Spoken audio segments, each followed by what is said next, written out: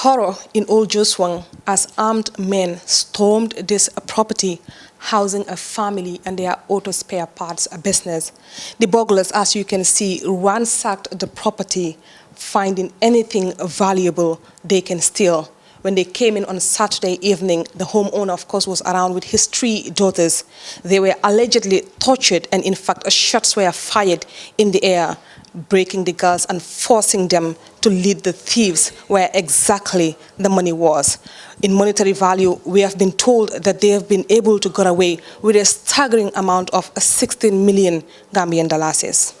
A burglary in the town of Old Jeshwang has left many in the community gobsmacked amid a surge in thievery, murder, among other criminal activities in the country. The Burji family woke up to their worst nightmare on the night of May 15, when armed men stormed their property, which houses them and their auto spare parts shop, leaving with an approximate whooping amount of 16 million Gambian dollars. A group of 6 men allegedly forced their way into the burglar-proofed house after breaking one of the windows. Starting from the family's residence upstairs, the burglars ransacked the entire apartment, looking for anything valuable they could steal. The head of the family, identified as Walid Burji, was home at the time of the incident with his 3 daughters. Walid Burji recalled shots being fired in the air, bounded, gagged and mercilessly beaten by the armed men. They started, actually we were watching TV, and then when the series finished, we decided to go to bed. So we turned off the lights, we turned off everything, and we entered. I wanted to use the restroom.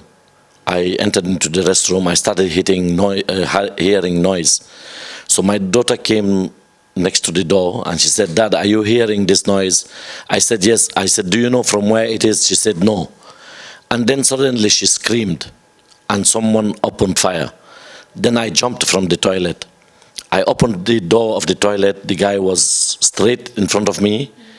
I closed the door again. I locked the door.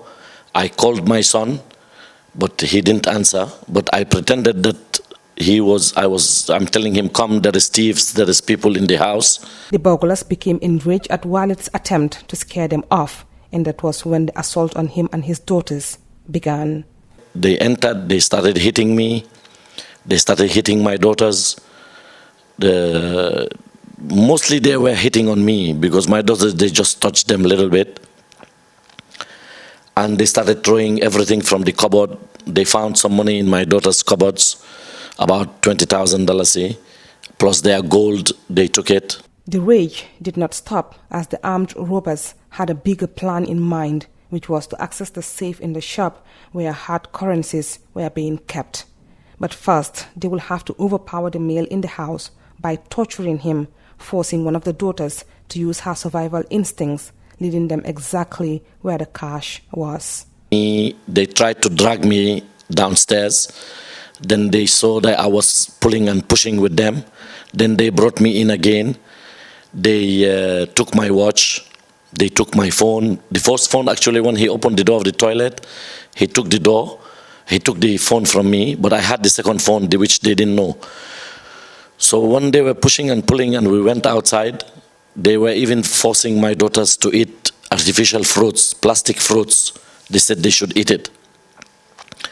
Then they wanted to drag me downstairs. I was pushing and pulling with them. Then they brought me back inside. They sellotapped my daughter's mouth with her hands and they started hitting me. Then my daughter gave them signs that she will lead them to the safe because she was not happy with what they were doing to me. So she led them downstairs. They opened the safe. They cleared everything. Whilst everyone tries to wrap their head around what happened, some are left wondering how the armed men made it to the property even when it was burglar-proofed with cameras mounted on every angle. 5, 6 people. Some stayed with us, some went downstairs, and some were even down. They had a car, they had everything. They even turned the cameras, they even took the decoder, they removed the whole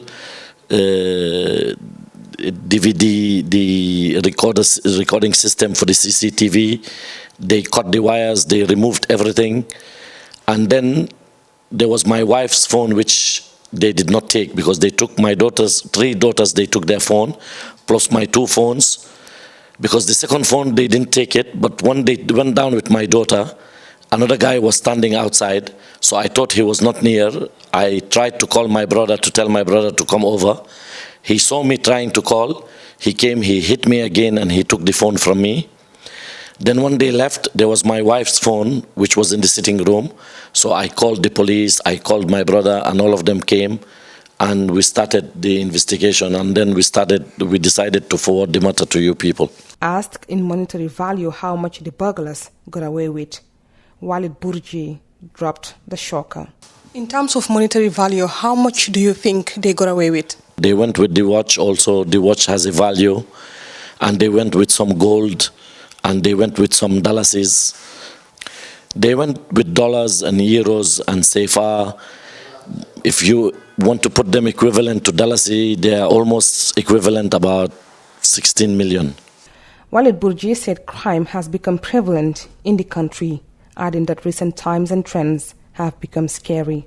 It's becoming very, very, very serious. If these people can come, break your burglar proof, enter into your house while you are awake, and bring irons with them and threaten you, hit you, these people, they might even come during the day. The pistol he had, maybe it's not a real pistol, maybe it's an artificial pistol, but it looks like a real pistol, it sounds like a real pistol, but I didn't see any hole in the walls.